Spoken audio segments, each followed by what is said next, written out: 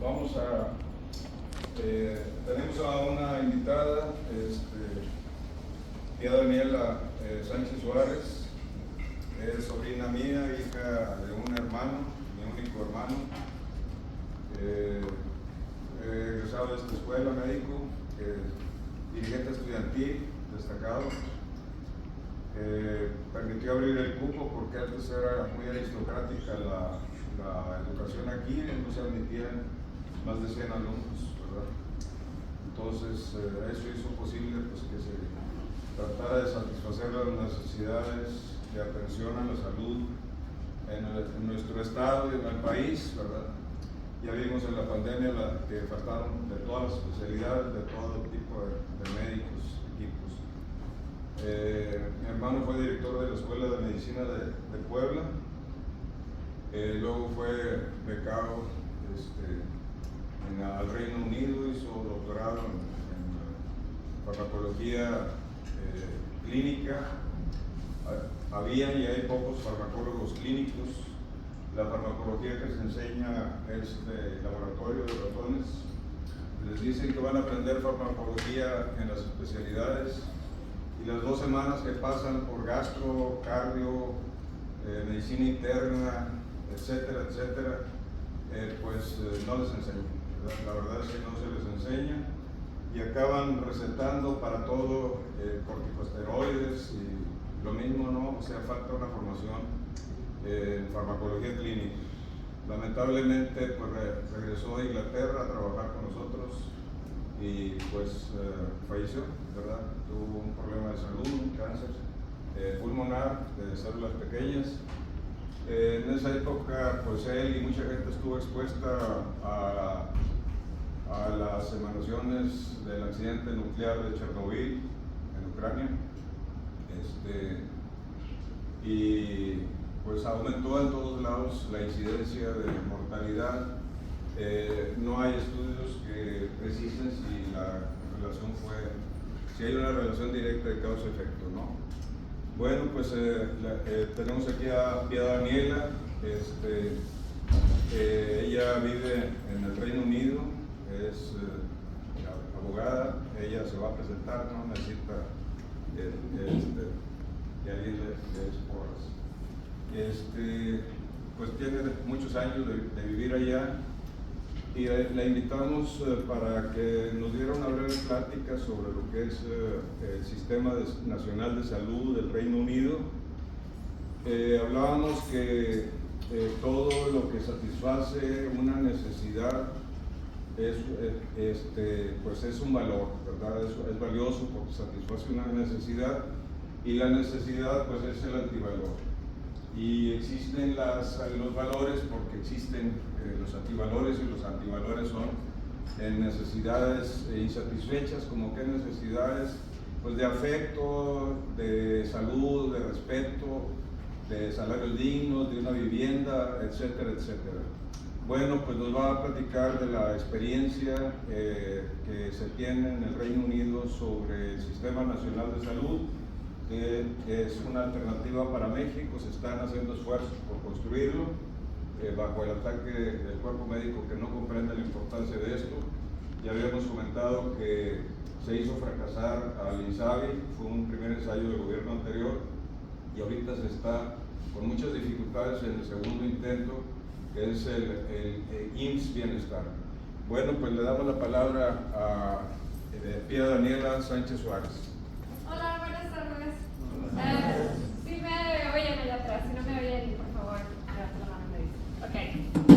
Bueno, pues yo no soy médico, pero diría que mi vida siempre estuvo entrelazada en el mundo de la salud. Pues mi tío médico, mi padre médico, mi madre médico, mi abuela dentista que después dio clases de medicina.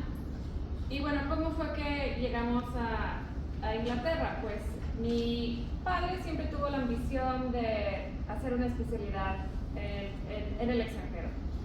Y después de trabajar en la Universidad Autónoma de Puebla, consiguió una beca del CONACYT y también del British Council y se fue a vivir allá. Yo tenía 9 meses. Mi madre, por otro lado, comenzó a estudiar medicina en Santiago, Chile, pero por el golpe militar de Augusto Pinochet, su familia emigró a Puebla, ahí conoció a mi papá y ahí pues nací yo. Y bueno, les voy a contar un poco de cómo fue que surgió lo que llamamos el Servicio Nacional de Salud, por sus siglas en inglés NHS, National Health Service, y un poco cuál es mi experiencia desde el punto de vista de hablar, como tener una madre que se desempeñó en el Sistema Nacional de Salud, como también como usuaria, como ciudadana. Ahora, mi madre, la pobre, empezó en Chile, terminó aquí en México y luego tuvo que revalidar en Reino Unido. Ella empezó como anestesióloga. Y pues por temas familiares y en aquel entonces no estaba regulado el tema de las horas máximas de trabajo de los médicos, decidió cambiar a ser un médico general. Hizo su entrenamiento para lograr eso. Hoy en día, gracias a las directrices de la Unión Europea, entró en vigor una ley en 1998 que limita la jornada semanal de trabajo de 48 horas a la semana para los médicos y para realmente todos los ciudadanos. Se usa un promedio de 17 semanas. Ahora, les comento esto porque pues ya no estamos en la Unión Europea, pero sigue en vigor esa ley, pero la Unión Europea ha sido un pilar fundamental de Reino Unido por muchos años.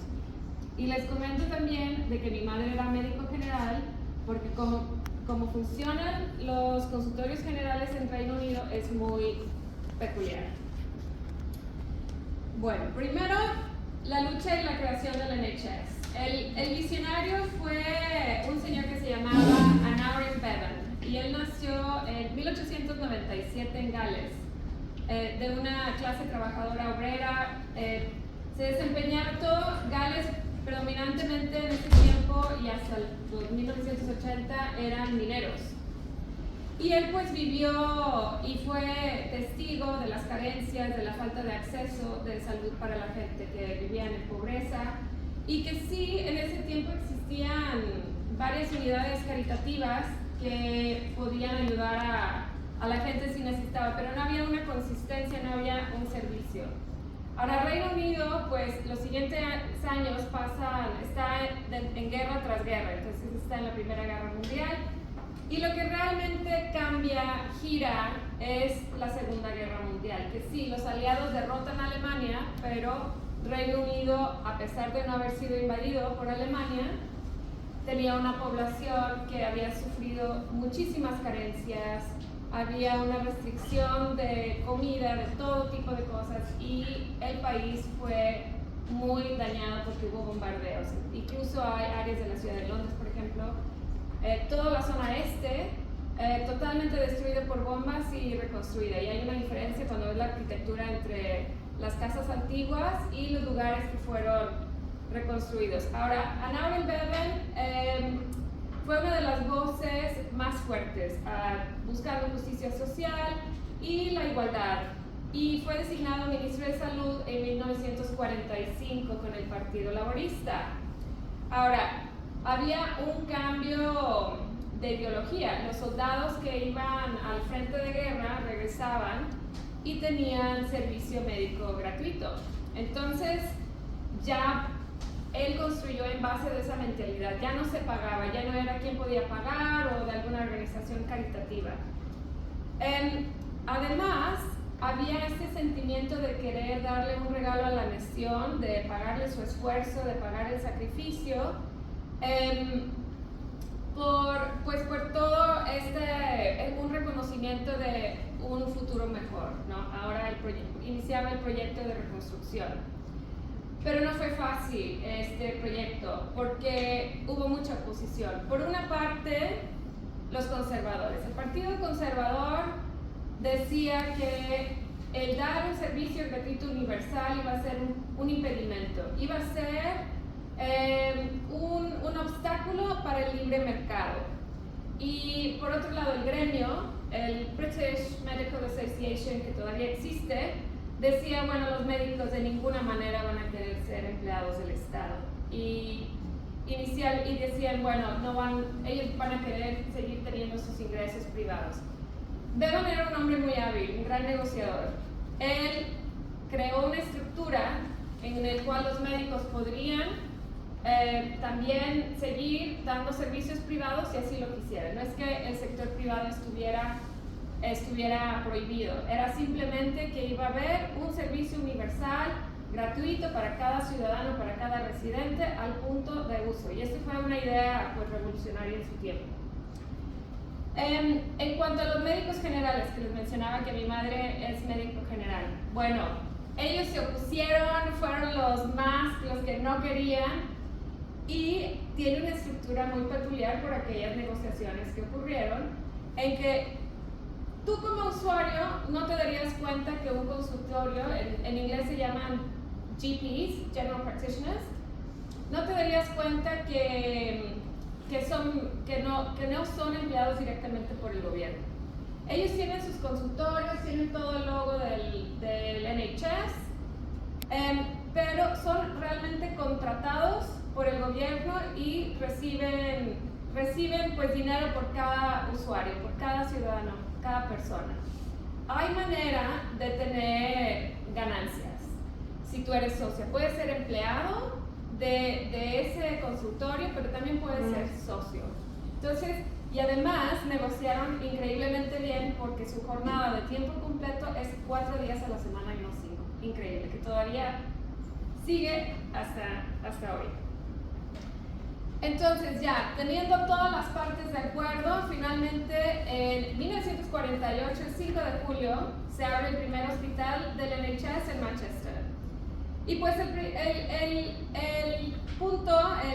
principio fundamental era, tú de hoy en día puedes ir, incluso, mira, como turista se supone que no lo debes usar, pero tú te presentas en una sala de emergencia y nadie te va a pedir ni una identificación, ni cuál es tu número de servicio social, ni dónde está tu tarjeta de crédito.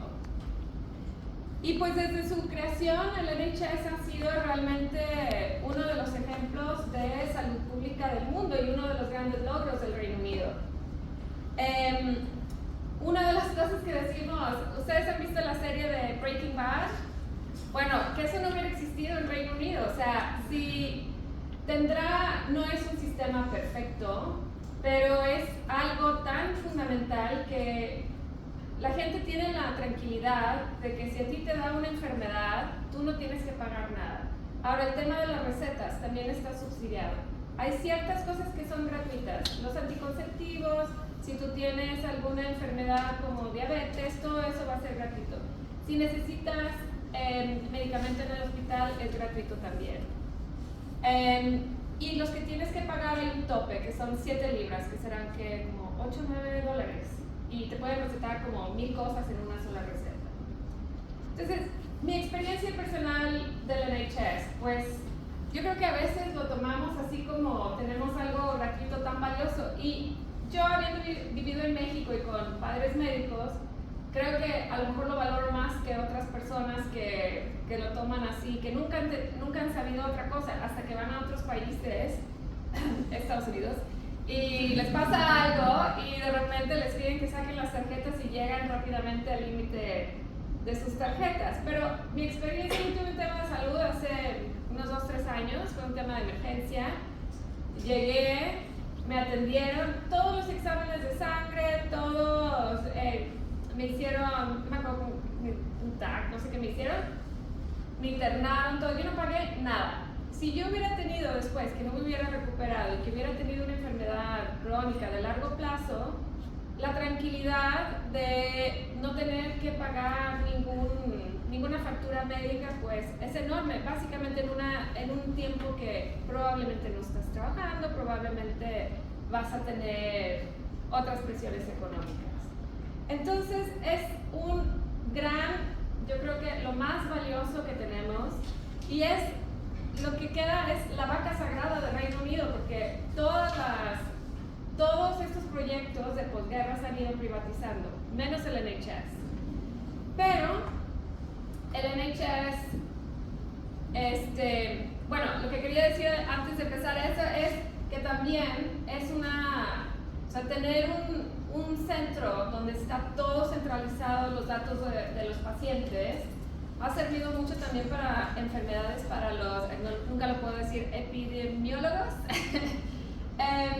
Y por ejemplo, durante el COVID sacaron varias aplicaciones. Una que era de ciudadanos, que tú lo querías bajar, si lo querías bajar, y ahí reportabas tu zona y cuáles eran tus síntomas. Y así podían detectar qué regiones se estaba pasando el contagio más fuerte. Hay un proyecto que se llama UK Biobank, y ahí tienen los datos de 500,000 de pacientes y lo usan para estudiar enfermedades crónicas como el cáncer, diabetes, trastornos cardiovasculares, y así permitiendo desarrollar nuevas estrategias, ¿no?, de prevención, tratamiento. Y como eso hay muchas publicaciones en donde el NHS, porque tiene esta gran base de datos y todo tu historial médico. De hecho, tengo una aplicación en mi teléfono del NHS que va un poco retrasado, el NHS voy a decir, pero tú, por ejemplo, tiene cosas, el app de hace 10 años, pero el historial desde que yo era bebé está centralizado, que es realmente una maravilla y que facilita todo si te llegas a enfermar, cualquier médico puede acceder a ella. ¿Cómo se financia el NHS? Pues hay un impuesto que se llama National Insurance, que se le cobra al empleador y al trabajador, y sirve no solo para el NHS, pero también para otros servicios, otras prestaciones sociales, pensiones, etc.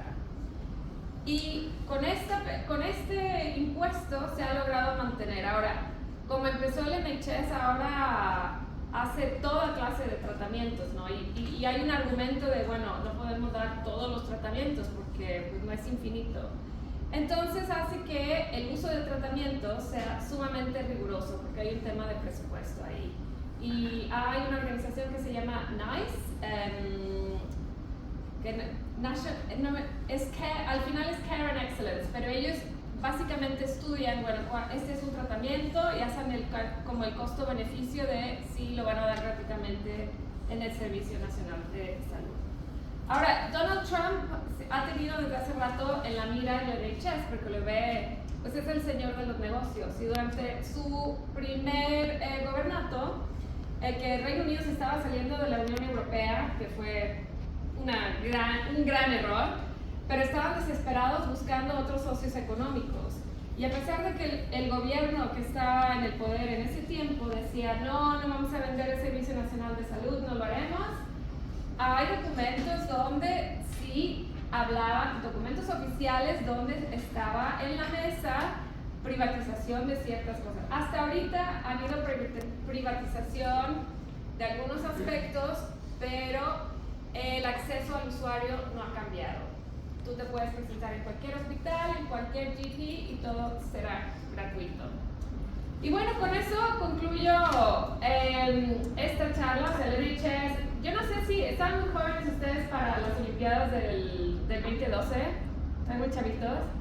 Bueno, en la inauguración del 2012 hicieron una gran escena agradeciendo al NHS para toda la gente, todo el personal médico y todo el personal administrativo que trabaja en el NHS.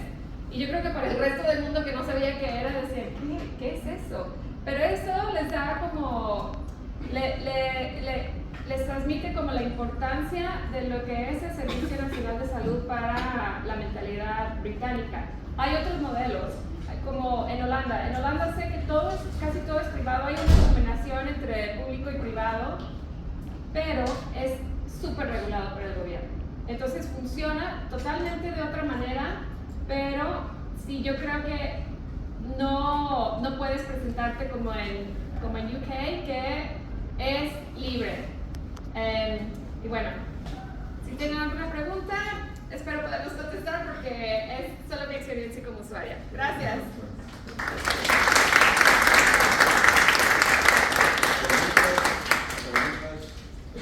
¿No les interesaría saber si por estar en un sistema universal gratuito de salud, los médicos pasan hambre o pobreza, viven en la miseria los médicos. Son muy bien pagados. O sea, por ejemplo, hay diferentes grados. Cuando el entrenamiento es riguroso y hay una consistencia, o sea, tienen como programas en todo el país y tienen todos que ser por igual.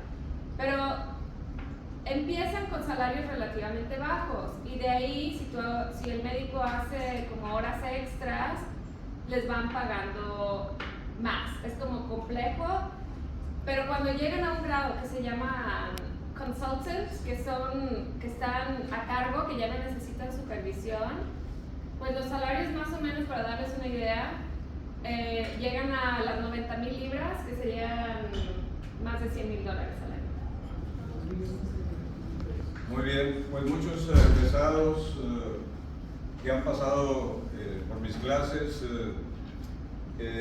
pues han pasado ahí por el Reino Unido, Londres.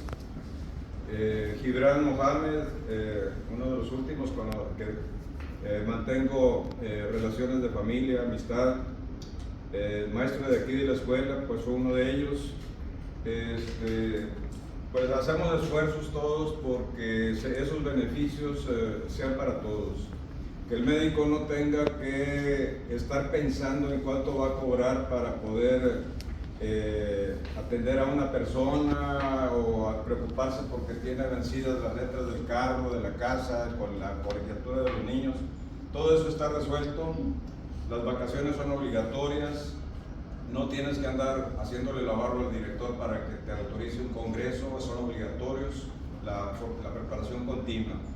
Pia Daniela mencionó que, al igual que como ocurrió en México cuando se fundó el IMSS, el Seguro Social, Ignacio García Telles, que fue uno de los primeros directores, tiene unos discursos solemnes fue también rector de la UNAM, discursos solemnes tratando de convencer a los médicos que el beneficio era para todos, pero muchos médicos, igual que ahorita, tienen miedo de perder clientela cuando no la pueden perder porque la única clientela potencial que pueden tener es el 5% de la población trabajadora que tiene capacidad de pago. La demás o pertenece a una institución tipo IMSS, ISSSTE, Fuerzas Armadas, Pemex, o simplemente no tiene acceso a la seguridad social. No nada más en el Reino Unido y en México hubo una fuerte oposición de los médicos.